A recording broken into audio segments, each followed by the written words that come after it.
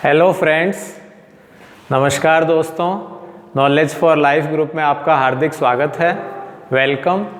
तो दोस्तों, atomic physics परमाणुवीय भौतिकी का यह चैप्टर चल रहा है जिसमें आपने एटम से रिलेटेड काफ़ी सारे जो साइंटिस्ट थे उन्होंने इसके बारे में बताया था। शुरू में जो आपके डाल्टन हैं वो महोदय आए थे, फिर रदरफोर्ड ने बताया और फिर हम ये बोर के बारे में पढ़ रहे हैं। तो बोर ने जो कुछ भी बताया, बोर की 3 पोस्टुलेट्स थी, 3 अभिधारणाएं थी, उनको हम यूज में लेते हुए यहाँ प्रीवियस वीडियो में आपने एक बोर कक्षा है, उस बोर कक्षा में त्रिज्या मेजर कर ली थी, यानी बोर कक्षा की त्रिज्या, द रेडियाई और रेडियस ऑफ बोर ऑर्बिटल। ठीक है, आज हम इलेक्ट्रॉन की कक्षीय चाल को मेजर करेंगे। सिंपल सा टॉपिक है। इसके लिए हम वही बोर की 2 अभिधारणाएं ले रहे हैं। तो बोर की प्रथम अभिधारणा, बोर की प्रथम अभिधारणा या बोर की प्रथम अभिग्रहित, फर्स्ट पोस्टुलेट्स ऑफ बोर। तो ये दोस्तों क्या थी?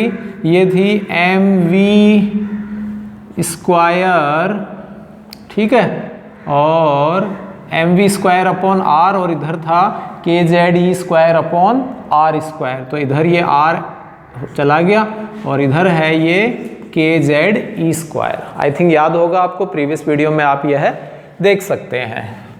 तो nवीं कक्षा की बात करें, nवीं कक्षा के लिए, तो nवीं कक्षा के लिए ये vn हो जाएगा और ये आपके क्या हो जाएगा? rn हो जाएगा। ठीक है, इसी प्रकार हम बोर की द्वितीय अभिधारणा ले लें। बोर की द्वितीय अभिधारणा, तो द्वितीय अभिधारणा क्या थी? Second postulates of bore. ये थी कि इलेक्ट्रॉन जिन सर्कुलर पाथ में मूव करते हैं उनमें इनका जो एंगुलर मोमेंटम है वो h/2π का इंटीजर मल्टीप्लाई होता है, यानी कि h/2π का पूर्ण गुणज होता है। तो mvr इक्वल्स टू होता है nh/2π। ठीक है, nवीं कक्षा के लिए ये भी vn हो गया और ये rn हो जाता है। तो यहाँ दोस्तों हम इसमें करते क्या है कि यदि आपको रेडियस की वैल्यू मेजर करनी है तो वेलोसिटी को यहाँ से एलिमिनेट कर देंगे, और यदि वेलोसिटी की वैल्यू मेजर करनी है तो रेडियस को एलिमिनेट कर देंगे।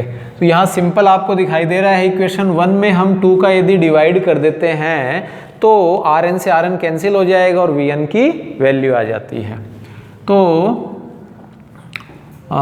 इक्वेशन 1 डिवाइडेड बाय इक्वेशन 2, समीकरण 1 में समीकरण 2 का भाग देने पर, भाग देंगे तो दोस्तों इसको फिर से लिख लीजिए, mvn square rn upon mvn rn equals to kze square nh, और ऊपर क्या चला गया दोस्तों? 2π। क्लियर? m से m कैंसिल हो गया, rn से rn कैंसिल हो गया और एक vn से vn कैंसिल हो गया। तो vn का एक सिंपल सा आंसर आ जाएगा, याद रखें, 2π kze square upon nh। Simple है, 2π kze स्क्वायर अपॉन nh। यदि आपको याद रह जाए तो कोई बुराई नहीं है, आप इसको याद रखें।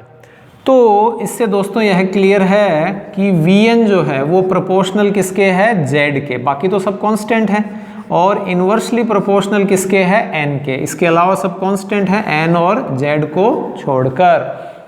तो जो vn है, यानी nth जो ऑर्बिटल ले रहे हैं उसमें इलेक्ट्रॉन की वेलोसिटी है वो एटॉमिक नंबर, ठीक है, यानी परमाणु क्रमांक के समानुपाती, और जो ये कक्षा है उस कक्षा की संख्या के व्युत्क्रमानुपाती होता है। तो ये वेरी इंपॉर्टेंट, ये आप ध्यान रखें। तो इसको हम लिख सकते हैं, क्या लिख सकते हो? एक लाइन यदि आप लिखना चाहें तो यूं लिख सकते हैं, nv कक्षा के लिए इलेक्ट्रॉन का वेग परमाणु क्रमांक के समानुपाती। ठीक है, तो दोस्तों nवीं कक्षा के लिए इलेक्ट्रॉन का वेग परमाणु क्रमांक Z के समानुपाती तथा ये क्या है, कक्षाओं की संख्या क्या है, n, और इसके व्युत्क्रमानुपाती होता है। तो कहने का अर्थ ये है दोस्तों कि जितना ज़्यादा यदि एटॉमिक नंबर होगा किसी भी एलिमेंट का, उसकी वेलोसिटी उतनी ज़्यादा होगी, और number of electron, number of orbital जिसकी ज़्यादा है, तो वहाँ वेलोसिटी इलेक्ट्रॉन की क्या होगी, कम होती है। ठीक है, तो ये हो जाएगा orbital speed of electron is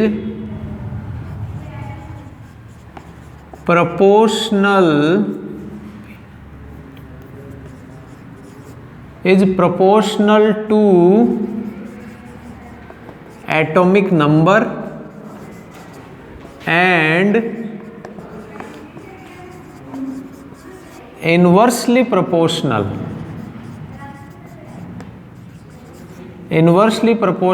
to number of orbital। Clear. अब यहाँ दोस्तों यदि हम पहली कक्षा की बात करें, फर्स्ट ऑर्बिट की बात करें, तो उसके लिए क्या आ जाएगा, तो ये आ जाएगा फॉर फर्स्ट ऑर्बिट पहली कक्षा के लिए n equals to 1 and z equals to 1।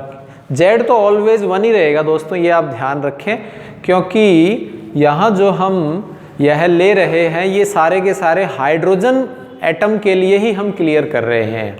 ठीक है, यानी बोर की जो पोस्टुलेट्स हैं ये वैलिड हैं केवल 1 एटॉमिक नंबर के लिए। तो z इक्वल्स टू क्या आ जाएगा, 1 आ जाएगा, n इक्वल्स टू भी 1 हो जाएगा और z इक्वल्स टू भी आपके 1 हो जाएगा। तो v1 इक्वल्स टू आ जाएगा 2 पाई की वैल्यू चलो एक बार लिख देते हैं, 2 पाई के ई स्क्वायर अपॉन h। ठीक है, z1 ले लिया और n भी 1 ले लिया, तो ये हो गया दोस्तों 2 पाई, इट मीन 3.14, और k की वैल्यू है 9 इंटू 10 की पावर 9, और e की वैल्यू है 1.6 इंटू 10 की पावर 19 होती है, और इसका स्क्वायर अपॉन h की वैल्यू होती है 6.67 इंटू 10 की पावर -34। तो ये आपके है। ठीक है, तो V1 की जो वैल्यू है 1.6 इंटू 10 की पावर 19, इस तरह से ये वैल्यू हम यहाँ रख के इसको सॉल्व करेंगे, तो ये ऑलमोस्ट दोस्तों आ जाएगी, जैसे ये थोड़ा थोड़ा आपको आइडिया है, ये 1938 हो गई, और ये ऊपर जाएगी तो प्लस की हो जाएगी 1 पॉइंट, और ये भी आपके इधर जाएगी तो प्लस की हो जाएगी 6.67 इंटू 10 की पावर 34। हाँ, तो दोस्तों इसको जब हम सॉल्व करेंगे यहाँ 1.6 इंटू 10 की पावर -19, तो V1 की वैल्यू आ जाएगी 2.19 इंटू 10 की पावर 6, या ऑलमोस्ट इक्वल हो जाएगा 2.2 इंटू 10 की पावर 6 मीटर पर सेकेंड। ठीक है, तो ये फर्स्ट ऑर्बिटल के लिए इलेक्ट्रॉन की वेलोसिटी आ जाती है। यदि हम सेकंड की बात करें तो V2 इक्वल्स टू क्या हो जाएगा, V1 अपॉन 2, क्योंकि Z के इन्वर्स है। V3 की बात करें तो क्या हो जाएगा V1/3। तो इस तरह से कभी भी आपके Vn की वैल्यू मेज़र करनी है तो ये V1 और इसमें आपको किसका डिवाइड कर देना है, n का।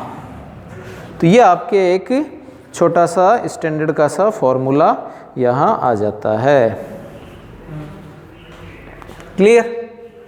तो ये आपके दोस्तों क्या हो गई, इलेक्ट्रॉन की कक्षीय चाल हो जाती है, यानी ऑर्बिटल स्पीड ऑफ इलेक्ट्रॉन।